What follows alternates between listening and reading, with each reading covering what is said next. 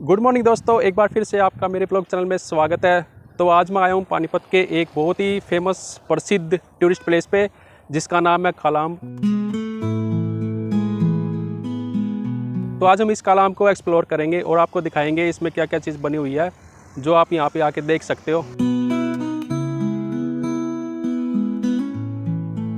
तो जैसा आप सबको पता ही है कि पानीपत में 3 बैटल लड़े गए हैं और जो तीसरा बैटल था वो सबसे फेमस बैटल रहा है पानीपत के इतिहास का। तो ऐसे कुछ आपको एंट्री देखने को मिलती है और सामने आपको नेशनल फ्लैग भी दिखाई देगा। और यहाँ पे पानीपत के 3 बैटल के बारे में बताया गया है। जो प्रथम बैटल हुआ था वो सन 1526 में हुआ था और सेकंड हुआ था 1556 में, और जो तीसरा युद्ध हुआ था वो मराठाओं और अफगान सेना के बीच में हुआ था 1761 में। और ये देखो, इसके बारे में भी सारी इन्फॉर्मेशन यहाँ पे दी गई है।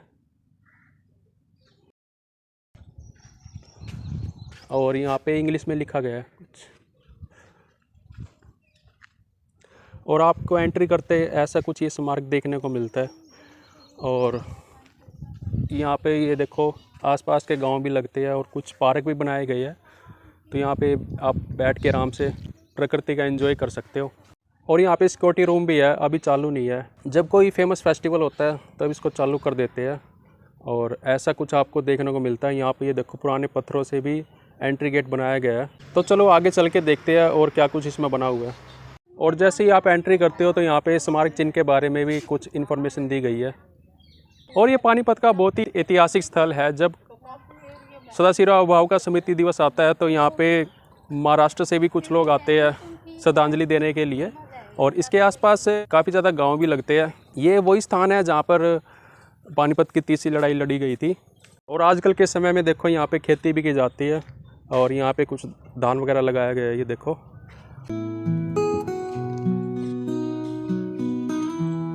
हाल फिलहाल में आपको ये स्थान कुछ ऐसा देखने को मिलता है। यहाँ पे चारों तरफ आपको हरियाली देखने को मिलेगी और कुछ पार्क भी बनाए गए हैं यहाँ पे। और इसमें एक पॉन्ड भी बनाया गया है। अभी चलो आगे चल के देखते हैं उसमें पानी है या नहीं है। बाकी इसमें पानी छोड़ दे तो बहुत ही अच्छा लगेगा। ये देखो, अभी तो बिल्कुल सूखा ही पड़ा है ये।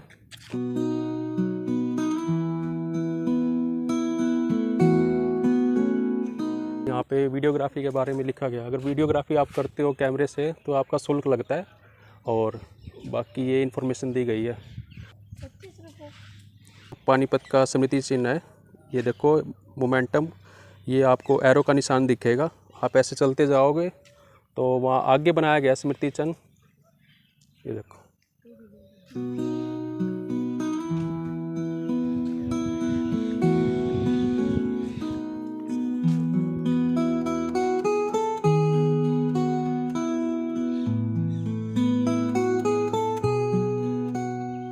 और अगर आप यहाँ पे आते हो तो यहाँ पे बिल्कुल निःशुल्क आप घूम सकते हो कालेआम में। यहाँ पे आपकी कोई टिकट प्राइस नहीं लगती। लेकिन अगर आप कैमरे से वीडियोग्राफी करते हो तो उसका शुल्क लगता है यहाँ पे। बाकी आप घूम सकते हो क्योंकि काफ़ी साफ़ सुथरा म्यूजियम है ये।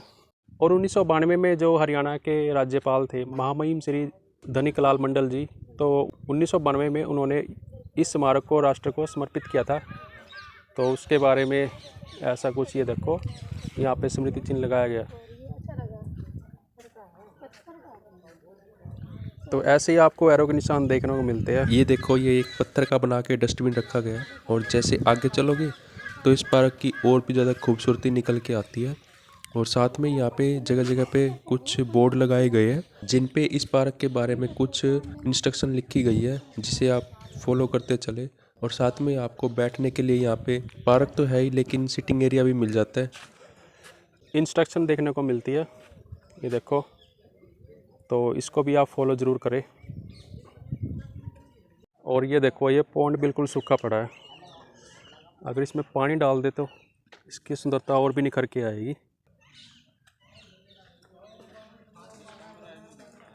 तो 1761 के युद्ध में जब मराठा और अफगान सेनाओं के बीच में युद्ध हुआ था तो उसमें मराठा सेनाओं के जो सैनिक थे वो सबसे ज़्यादा घायल हुए थे, क्योंकि महाराष्ट्र का जो मौसम था वो नॉर्मल रहता था। और जब उस समय यहाँ पे आए थे तो पानीपत में काफ़ी ज़्यादा ठंड रहती थी। तो ठंड की वजह से मराठा सेनाओं के काफ़ी ज़्यादा जो सैनिक थे वो बीमार पड़ गए थे। कुछ जो सैनिक बचे हुए थे उन्हें मुग़ल सेनाओं ने मार दिया था। तो बहुत ही कम सैनिकों के बीच में यहाँ पे युद्ध लड़ा गया था। और यहाँ पे वो स्मृति चिन्ह भी बनाया गया है उसकी याद में। जहाँ पे मराठा सेनाओं को मारा गया था। और ऐसा बताया जाता है कि वहाँ पे एक आम का पेड़ था, जब सैनिक वहाँ पे गिरे थे तो उनका जो रक्त था वो पेड़ों में चला गया था और पेड़ बिल्कुल सूख के काला पड़ गया था और वो धरती भी काली पड़ गई थी, जिसके नाम पे इस धरती का नाम काला आम रखा गया था। तो अभी मैं आपको वो स्मृति चिन्ह भी दिखाता हूँ।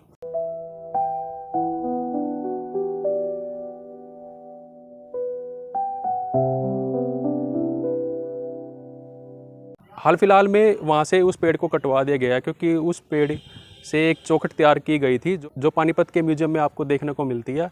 अभी यहाँ पे आपको एक स्मृति चिन्ह देखने को मिलेगा, तो चलिए मैं आपको स्मृति चिन्ह भी दिखाता हूँ। 1761 का जो युद्ध हुआ था अहमद शाह अब्दाली और मराठाओं के बीच हुआ था, लेकिन जो मराठाओं के कमांडर रहे वो सदाशिवराव भाऊ थे, जिन्होंने बड़ी निडरता के साथ अफगान की सेनाओं का सामना किया था। ये वो स्मृति चिन्ह है जिसकी याद में यहाँ पे बनाया गया है। तो आप देख सकते हो यहाँ पे एक ढलान भी आपको देखने को मिलती है, ऊपर आपको पार्क देखने को मिलेंगे जहाँ पे आप बैठ सकते हो। तो अगर इस हिसाब से देखा जाए तो जब सैनिक यहाँ पे गिरे होंगे तो वैसे भी उनका जो रक्त है वो नीचे की तरफ आया होगा और जहाँ यहाँ पे बीच में जो आम का पेड़ होगा उसमें सारा वो रक्त चला गया था।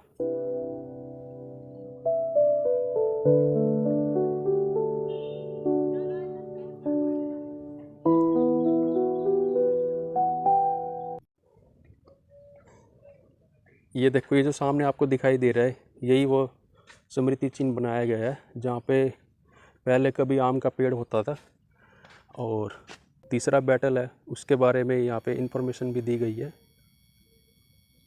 ये देखो,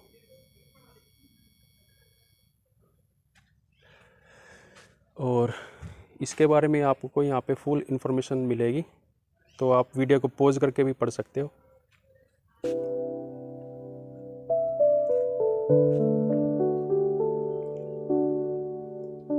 अभी के टाइम में देखा जाए तो यहाँ पे आपको काफ़ी ज़्यादा आम के पेड़ देखने को मिलेंगे और एक आम का पेड़ आपको ये पीछे भी देखने को मिलेगा। ये देखो, काफ़ी बड़ा आम का पेड़ है और ये काफ़ी खुला ग्राउंड होता था यहाँ पे, ये आप देख सकते हो। तो ऐसे पत्थरों से यहाँ पे दीवारें बनाई गई है। ये महज एक साधारण धरती नहीं है, ये उन वीर योद्धाओं के साहस और शौर्य से सींची गई धरती है। वो सामने एक युद्ध का मोमेंटम भी लगाया गया है, तो चलो मैं आपको पास जाके दिखाता हूँ। देखो, यहाँ पे मराठा और अफ़गान सेनाओं के बीच में एक भीषण युद्ध को दिखाया गया है और आप ये सारा देख सकते हो कैसे उनके बीच में युद्ध हुआ था।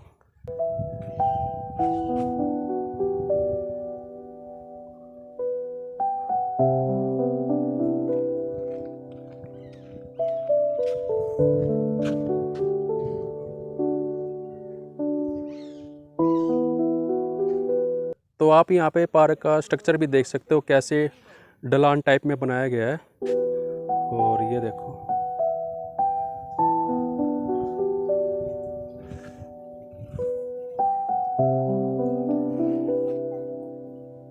एक ये भी आपको दिखाई देता है ये क्या चीज़ बना रखी है।